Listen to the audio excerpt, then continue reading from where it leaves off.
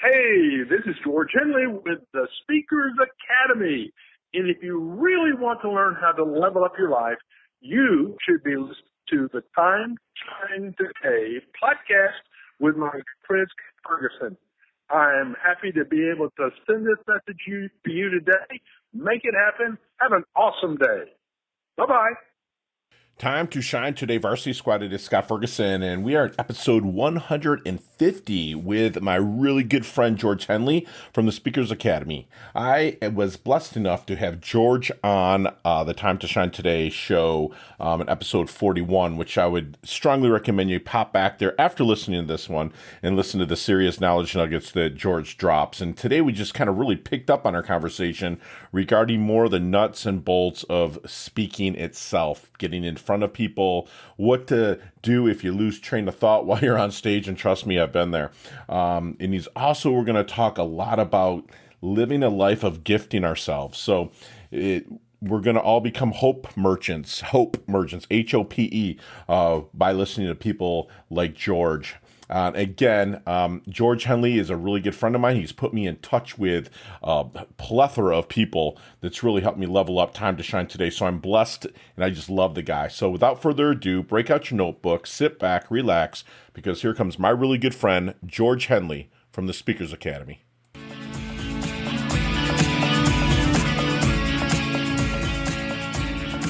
Hey, Time to Shine Today, Varsity Squad. It is Scott Ferguson, and I have actually my first return guest. Very, very good friend of mine out of the great state of Texas. He lives in the antique capital of the world there in Texas, and his name is George Hendley. He has the company, the Speakers Academy, and back in February 18th, I interviewed George. And I dropped his podcast. If you want to go back, it's episode 41. And George was just fantastic with his knowledge nuggets that he dropped on us, his visual, vocal, and verbal, his 3 Vs, about honing your skills as a speaker. And we really dug in deep about who George is. And but now I want to give him a platform of telling us about the Speakers Academy. We touched on it a little bit, but I want to find out how he handled the quarantine, how he, because right now we're in August, and this might drop in a couple of weeks, so it might be even September before this episode actually drops. But, we're in quarantine, so we're not totally in quarantine, but we're still kind of locked down a little bit until that November 3rd date, and then we'll see what happens. But I want to bring my good friend George Hendley on and just ask him how he's doing. The man is just a phenomenal go-giver. He's put me in touch with people that I never probably would have reached out to consciously, but I did pray for people like George to come into my life, and God provides because God is good. So, George, welcome back to the show, my friend. How are you? To know that I'm the first guy that is on a repeat. My ego is kind of going. You don't have an ego, George. If you really do. It's really low key ego. So I'll tell my wife that today, and she'll go, "Oh, that's nice, dear." Right. So, February 18th, we were still living life, coming off the Super Bowl, it's great. Your episode dropped on March 4th, which was still 2 weeks before quarantine really started, on March 17th and 18th for most of the United States. But how did you, as we were going into, we never really had a chance to discuss it, but you're still thriving during the quarantine time. Can you tell us a little bit about how that worked out for you? Yeah. So you and I both know the principle of reciprocity from a universal perspective. It's as you sow, so shall you reap. Right. And I had already begun to think in terms of gifting myself, giving myself away. And so I because I know that anytime I feel like there's even just a little clog in the works as far as things coming back my way, I need to increase my giving. Because I know the principle. I've lived the principle. I've seen things. I've just seen miracles happen in my life. Right. And God's been good to me. And every time I've given, I've always had a wonderful return on the gifts I've given. So I started literally a Zoom session 4 free Zoom sessions each week. It's called Me for Free, Ask Me Anything. Me for free, ask me anything. And on those Zoom sessions, I help people practice the skills that are so important in good communication.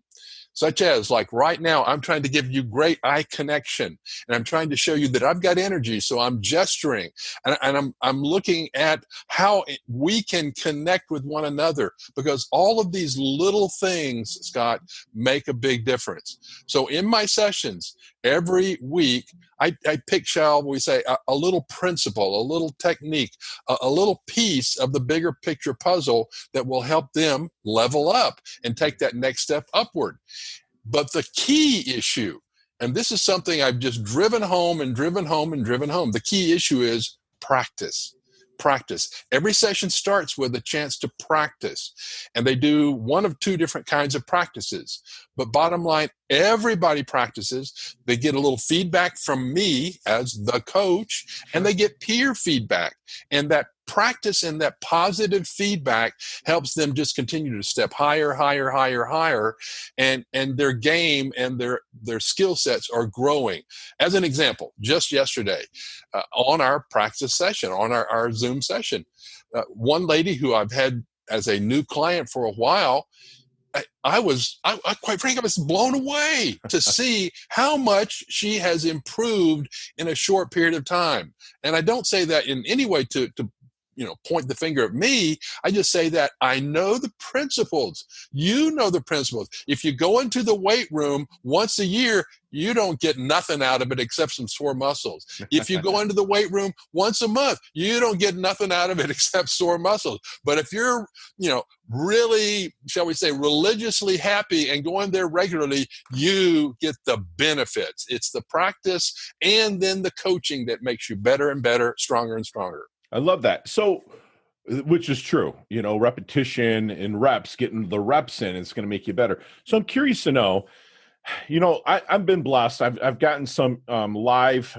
speaking gigs here in the past couple of weeks, in different parts of the lower southern states here, speaking to real estate offices and whatnot. But when you're doing a lot, when I practice on a daily basis, George, like presentation. But I just found, how are you helping people? Like this lady you just spoke about, she's practice, and you're like blown away about how good she's gotten.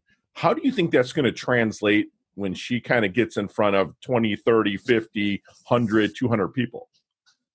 Well, bottom line, there's always going to be in the early stages some nerves. Sure. Even for me, when I get back in front of a larger audience, one especially that I'm unfamiliar with, I have to make sure that I kind of get my head in the right place, in the right mindset. But when I know, I just think back on the years and years of work that I've done and everything that I've done to prepare for that moment in time. Then I think, hey, I've got decades of practice and experience.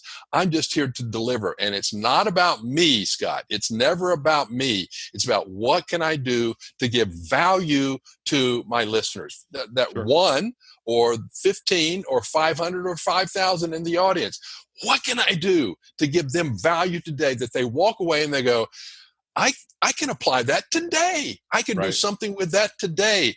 And that gives them hope. And Scott, right now people are craving connection. They're craving for the connection, but man, they're looking for hope. They need hope merchants. They need people who can deliver a ray of sunshine, a little bit of hope for tomorrow and next week and the coming months. Love it. But when you're coaching these clients and you're doing it virtually, are you planting seeds that because I know that, I love speaking. That's the thing. I kind of get up for it, man, and start showing up and showing out for it. But other people, it's like when they get in front of a crowd, they fear that more than death. That cliche, they fear death more than public speaking. I love it. I mean, don't get me wrong. I am scared poopless like every time I go up there, but I feed off of it. You know, I've competed in bodybuilding competitions in my underwear in front of 2,000 people. So I get, you know, what the eyes are on you and whatnot. But are you planting anything in them while you're doing the virtual training to get them ready for the crowd? Yeah. Well, I just read something yesterday that just, reconfirmed and substantiated something that I've known quite a while. And that's just basically this incredible picture of visualization. And I read a book, over 20 years ago. And the guy, Bob Conklin, who developed a course that was truly life-changing for me and millions of people around the globe, he wrote a book and had several chapters on visualization, verbalization, actualization. And as you visualize and as you verbalize, those things begin to take shape and form.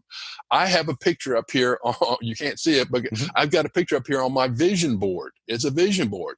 And that vision is a picture of me visually standing in a river with a fly line out there and casting that fly out there to really lure those fish my direction. I have another picture above that. It's got this gnarly looking wild hog, and I'm going via an invitation from an old high school friend in early fall to hunt hogs. So, right. I mean, so it's everything that we do. It may be just that quick, the snap of a finger, but everything that we do is a visualization. I was visualizing coming on the show with you today and knowing that you and I have a great rapport and a great opportunity to converse and to, again, share something of value. So I help them visualize success before they actually see success in front of their group. I love that. Thank you for saying that. That's what I was kind of digging for. That's what I was going to hope you were going to say, because everything really is about visualization. Every time that I've competed in something, or even now speaking, whether it's virtually or even just waking up, George, in the morning, I'm visualizing through prayer, through my breathing exercises, through however you do it. I actually visualize my day. You know, and I love that you have those narcissistic pictures of yourself. I'm kidding. No, but I love that you have that, because you're planting that seed. Even subconsciously, you see that. Even your unconscious brain sees it, even though you're not. And it's like, yeah, I'm going to do the right things to bring the right people in. I'm going to be the rock star on stage. I'm going to do that. So let's talk about the process at the Speakers Academy. So someone reaches out to me and they're like, Scott, man, I need to level up my speaking, right? And luckily, I have somebody that has coached me since I was a young man, you know, in my 20s. But I really like you, and I like your style. Love your man of faith. But I want to refer someone to you. How's the process start to bring them on as a client at the Speakers Academy? Sure. Well, first of all, I do a lot of assessment. And I do a lot of questioning. You know, you're very good at asking questions and drawing these kinds of things out of me, as well as your other people that you're interviewing every single week. But it always starts with me learning more about them. Right. I think you remember my S.A.Y formula. S.A.Y stands for subject, audience, yourself. So the person that I'm coaching, they're my audience, and I must really get to know him or her. I got to get to know them. I get to know their purpose, their passion, and how they want to profit from getting in on the stage and getting in front of people. I have a 2-page, very detailed 60-point assessment that they score themselves on before we ever really get going. And it gives me and it gives them an idea of what they know, as well as where they want to go. And the bottom line is that it's humbling in many respects, because for the most part, everybody is ranking themselves in what we'll call the mid-range, knowing that they're not applying a lot of things that they could. And it's important for them to have a self-assessment. It's just like you go to the doctor, and they say, how are you doing? But before they even give that conversation, they put you on the scale, they take your blood pressure, they do all of those assessments of you to see what they are seeing via their instruments and scale, et cetera, et cetera. All of those things are done because they never want to assume that you're the same you were from 6 months ago or a year ago to where you are today. So assessment is the first step. What do you do? Okay, I love it because, I mean, even for my coaching program, George, it's almost 14 pages. I mean, I make sure that whoever comes into it is serious, right? Exactly. But what I put on the front, like I'm going to ask you this because it's very detailed, 60 bullet points or 60-point inspection. Yeah. And I love the analogy you used about going into a doctor. They just go in and say, what's wrong? They take your vitals. And I love that. That's so true. It is. What do you diffuse there? Because what a lot of people will think when they see my intake is what I call it is, they're like, are you going to judge me from this? Do you understand what I'm saying? Like people Sure. come in your detail with a 60-point. Sure. What do you do to diffuse them to let them know that you're not judging them from what they're filling out? Because again, let's go back to your analogy. You have blood pressure of 160 over 110, the doctor's just going to, sometimes jerk doctors will come in and say, you need to do this and this and this. You know what I'm saying? They're prejudging. They don't look for a root cause. So what do you do to diffuse that? Yeah. Well, one of the first things I do is say, you're just basically like everybody else. In other words, there's never been anybody who's scored themselves up on the higher echelon. Right. Not once. Right. And quite frankly, if I'm honest on a day-to-day basis, I'm not sure that I could score myself up on the highest echelon.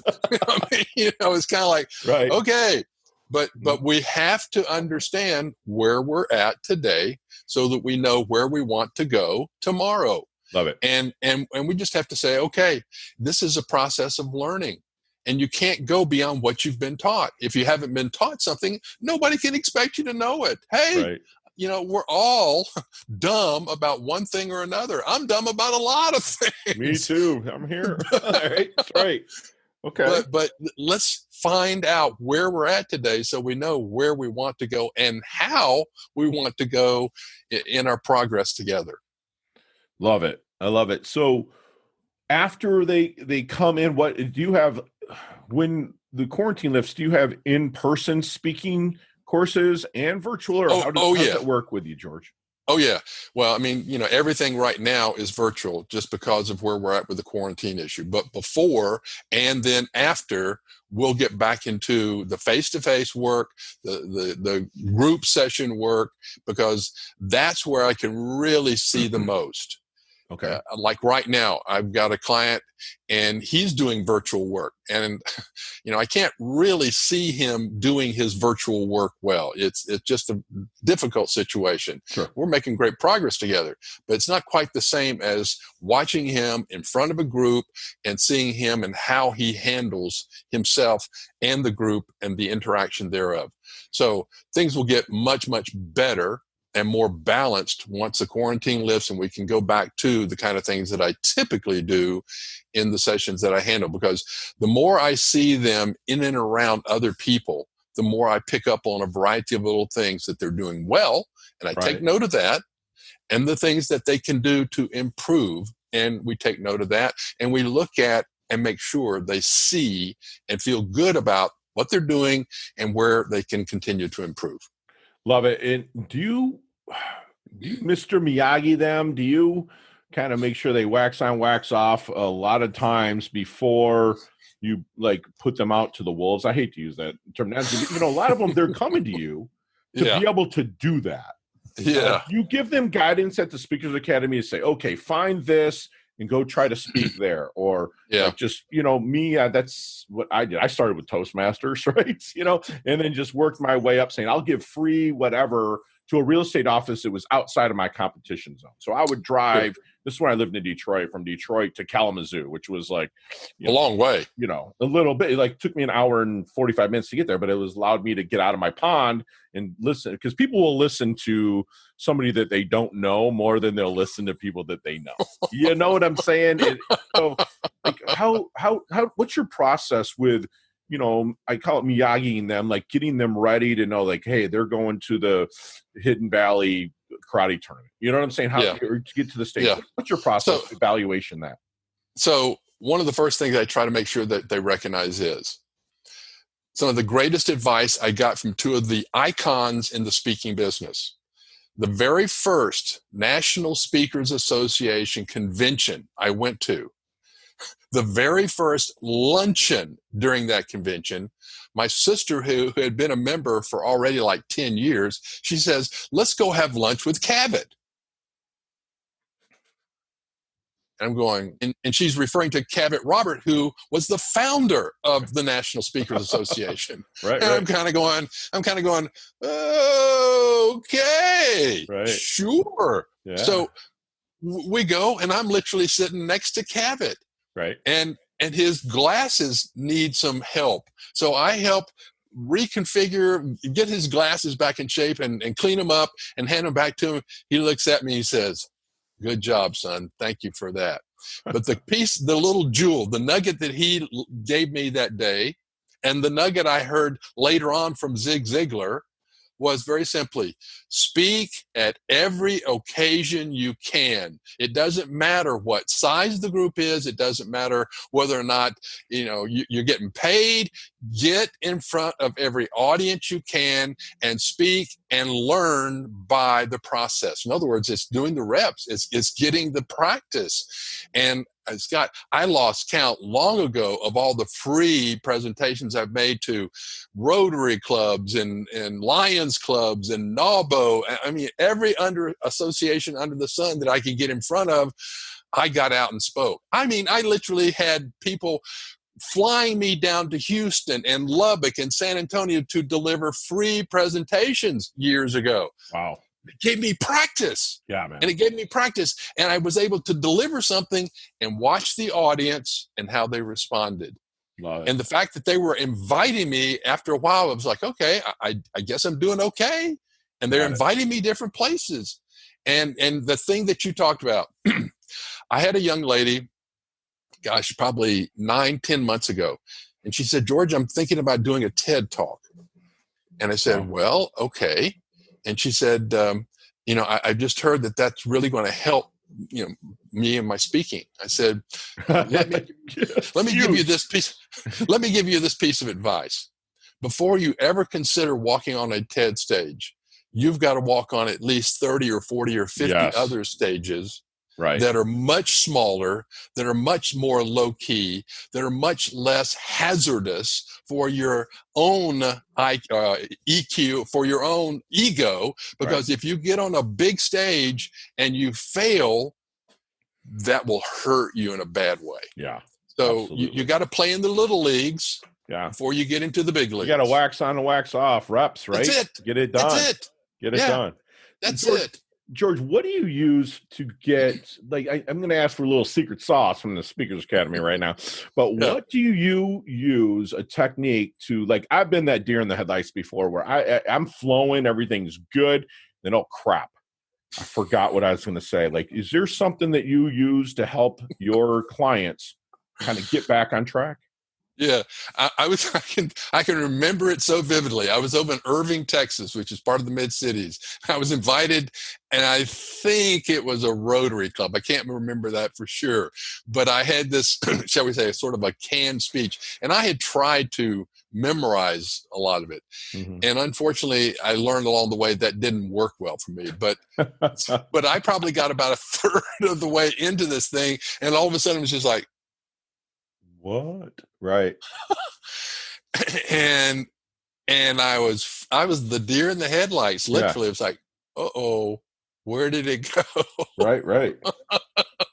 So, Scott, I've been there, done that. Sure. And this is the thing I tell people: the audience can help you, and the way you can get the audience to help you is, I've just covered a couple of points. Who would like to help the entire group by remembering and sharing those points that I've already covered with you? And somebody will say, well, I'll do that. And they'll jump up. And while they're talking, you've got a chance to kind of search your mental file and find where you were and what you were trying to then move to the next point. Wow. And you just have to go, okay, I know it's there. I just have to have a moment to find that on the mental rerun. And you get your audience involved, and they help you by way of taking the pressure and the spotlight off of you for a moment, and then there it is. Okay, I'm good to go. Wow, that's solid. And it works, and they help you. So gotcha. I can't really let you go, George, without, I didn't ask you this during our interview, but how do you want that dash remembered, man? That little line between your life date and expiration date. How do you want George Hendley's dash remembered? That's a hard one. We're time to shine today, baby. You can take your time. You want to engage the audience here? I'll sell you something. You can get. I'm kidding. No, I love it. 'Cause I've been wanting to ask you this, man, because you're such a go-giver. I've learned from you just watching your posts and just everything you did for me. But how do you? Because I look at you as like you're a living legacy, George. I mean, honestly, man, I'm not trying to pump up that ego or whatnot, so your wife can be like, "That's nice, George." But just like, what do you think? Yeah. He served God to the best of his ability. Love it. And you gave too. So I'm going to add that in there for you. So, George, I'm going to ask a little Casey Haston question here. Oh, good. Our friend that left us off her plaque, if you're listening, Casey. Scott, she's going to love that. I know, right? You're going to Mars, first colony. What are 3 things you're taking with you? Let's just say the Bible's already going. Your wife's already going. All right. Let's give me 3 other things. Some fun stuff. Okay, some fun stuff.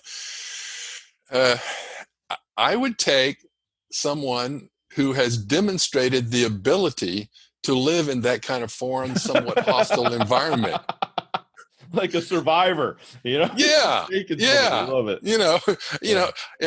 Because that's going to be a foreign, possibly very hostile environment. So I want somebody who has been there, done that, to kind of lead me by the hand. Because I'm a follower. Before I'm a leader, I'm a follower. Let me follow your example. I don't want to get out there and goof up and end up, blowing myself up or something else. So I need somebody who's going to be there sort of as the leader, and then I'll follow and say, okay, good, I'll go that direction. Beyond that, since I've already got my wife, since I've already got my Bible, that's I don't know. I mean, there's so many things. I have a vast library, and maybe I would be able to take one of those locker of books. A Kindle. Oh, okay, with Kindle. Like gotcha. Hundreds of books. There you go. On my Kindle, so that I'd have great insight and things to be able to look at. And then I guess the other thing I'd take would be an everlasting journal, meaning something that I could journal in forever. Love it. Because I know the value of that, value to me, and I think a lot of other people are seeing and understanding the value. So being able to take and record a few of my thoughts along the way and leave that for perhaps my children, grandchildren, friends, etc., to benefit from. You left chicken wings out, because I'm taking chicken wings, Hey, George, kind of last question here. What's the one thing you know for sure? Oh, this is a good one. And I prepared for this one. And knowing you, my friend, this one you'll love. All right. Scott, the one thing I know is no matter what the circumstances look like today or tomorrow or this week, this month, this year, this one thing I know, we win in the end. Wow. Love it. Scott, we win in the end. I don't care what the scoreboard says right now. We win in the end. We know that beyond any shadow of a doubt. That gives us hope. That gives us peace. That gives us great comfort. We win in the end, my friend. Love it. And squad, thank you for tuning in to another awesome conversation with my really, really good friend, George Hendley. Humble beyond words. love this guy. Seriously, man, he's going to remind you to gift yourself to people, and when you're kind of in the doldrums or whatnot, try to increase your giving. Check him out. I have his website. It'll be in the show notes here. But check him out, or else I can put you in touch with George, and maybe he might still be running the Me for free. Maybe you can kind of pop in and kind of check out what he's got going on. You should hire him if you're really looking to get on stage. He has a inch by inch, it's a cinch mentality about your speaking. By the yard, it's hard. You told a story about a woman wanting to get up on a TED or a TEDx stage. And he's like, man, just take it inch by inch. It's going to work out, because you don't want to fall on your face in front of a big crowd.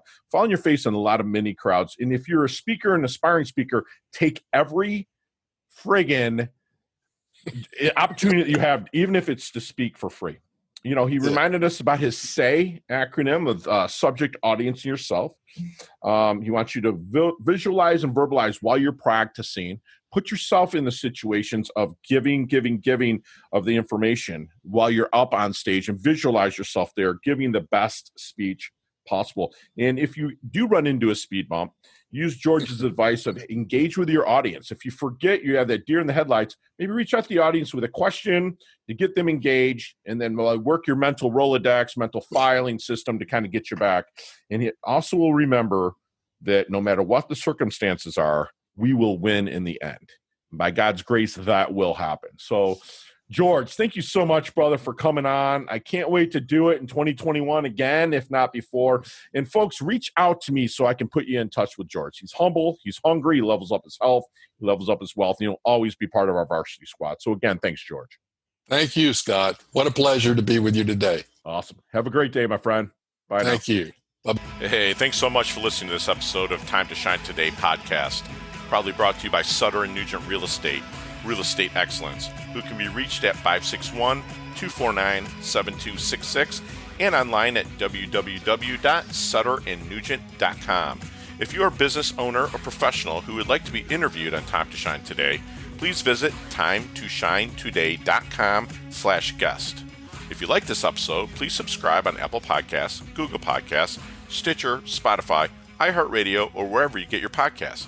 There's a link in the show notes to our website. Also there, you will see our recommended resources. We hope that you will support our show by supporting them. If you like what you've been listening to, it'd be great if you could just give us a 5-star rating and tell your friends how to subscribe while you're at it. I'm your host, Scott Ferguson, and until next time, let's level up. It's our time to shine.